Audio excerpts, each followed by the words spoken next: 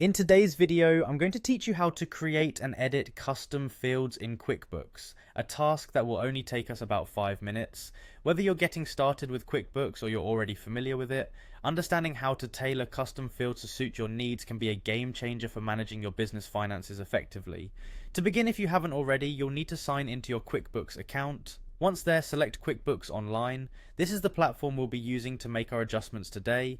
At the login screen, enter your credentials and then hit Continue. This will bring you to your main dashboard where you can access all of QuickBooks' features. Before we dive into the specifics of creating and editing custom fields, it's crucial to ensure that these features are enabled in your settings. Quick reminder, you'll want to make sure that the custom fields or the invoice number box is turned on, because without this switch flipped, you might get stymied later on. To do this, go to Settings, then navigate to Account and Settings. From there, proceed to Sales, then Sales Form Content, and make sure to turn on Custom Transaction Numbers.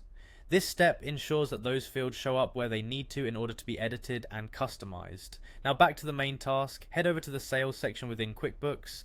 You can usually find this on your main dashboard. Clicking on this will bring up a few options, and you're going to want to select Invoices. This is where the magic happens. Locate the invoice you want to work with and click on Edit. This allows you to start tailoring the fields to better suit your business needs. Here's a tip. If you want to make changes to the invoice number itself, this can be done by clicking on the invoice number field. Tailor this according to your preferences or specific organizational system. It can be especially useful if you have a unique numbering system or require specific identifiers for invoicing. After you have made all desired changes, don't forget to click on Save to ensure those changes are securely updated in your system. QuickBooks will confirm any changes with a small notification, letting you know that everything went smoothly. And there you have it, you've successfully created and edited custom fields in QuickBooks, fully adapting your invoices to meet your business's individual needs.